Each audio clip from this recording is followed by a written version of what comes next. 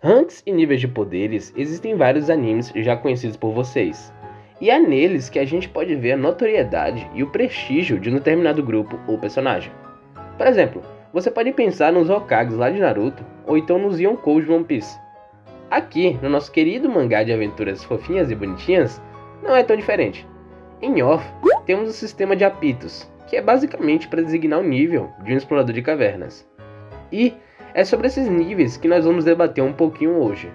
Bom, eu sou o Shouro e esse é mais um vídeo explicativo de Made in Abyss.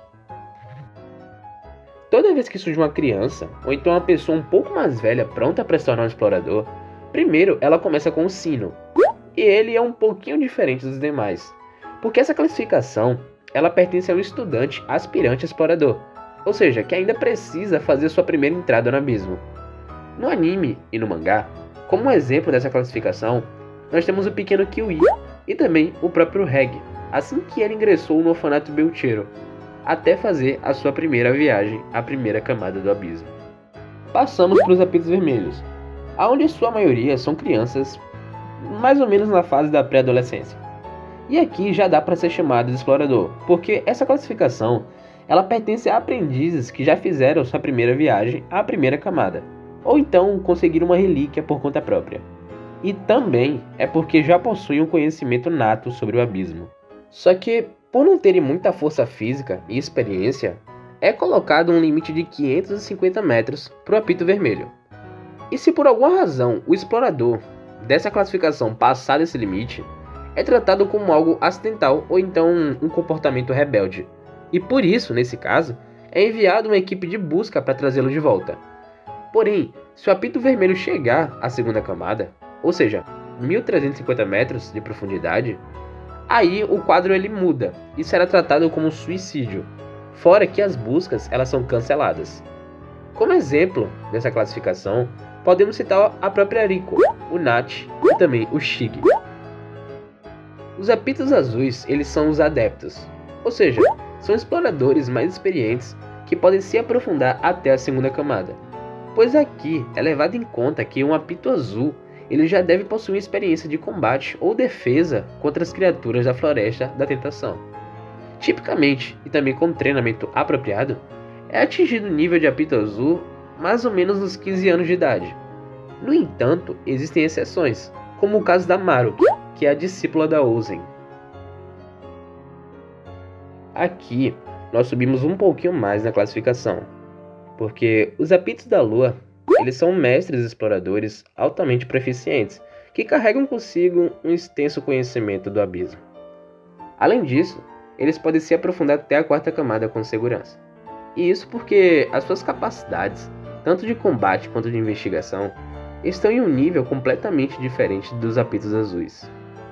Ah, e outra coisa, eles são experientes o bastante para serem escolhidos como professores para as novas gerações de exploradores. Nessa classificação, nós podemos citar o Jiro, o professor das crianças no orfanato da Belchero. Os apitos pretos já são os especialistas. Eles são exploradores extremamente talentosos que dominam as técnicas de escavação e exploração. Por isso eles podem descer até a quinta camada do abismo, que é o ponto no qual as tensões da subida podem causar insanidade ou então perda total de sua humanidade. Muitas das vezes, os apitos pretos trabalham como ajudantes dos apitos brancos, como seus subordinados ou então em grupos de expedições. Nessa classificação, nós podemos citar a tropa de expedições da Ozen, que são os deitados na terra, e também o Hablog, que é aquele tiozão que... Acho que pela cena vocês entendem o que eu quero dizer. Pera aí, não pensei besteira não. Ele só queria provar que o Reg era uma balde, só isso. Enfim, chegamos aos lendários apitos brancos. E eles são considerados os maiores exploradores de todos, porque seus feitos mudaram o mundo e suas descobertas surpreenderam a todos, os transformando em figuras históricas espetaculares. Cada apito branco possui uma alcunha única, que é geralmente assim, soberano da, lorde de ou então dama de alguma coisa.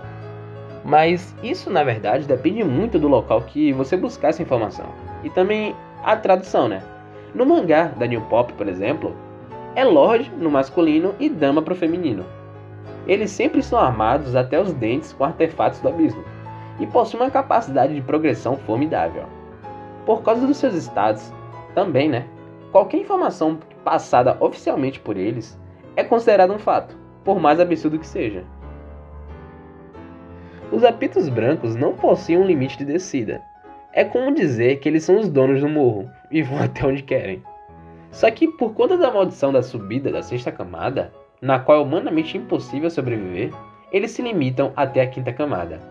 Além disso, os seus próprios apitos não possuem um meio nada convencional de serem obtidos, pois já foi mostrado no mangá e também provado no anime que eles são basicamente pessoas mortas. Isso ficou bizarro, né? O que diabos desse anime não é bizarro, velho? Pera aí, melhor dizendo, os apitos deles, eles são criados a partir do forte desejo de uma pessoa no momento que ela acaba falecendo, ou então dando a vida para isso. É nesse momento que é criada uma espécie de calcificação da vontade. Uma pedra, apito branco, praticamente passa a existir do nada.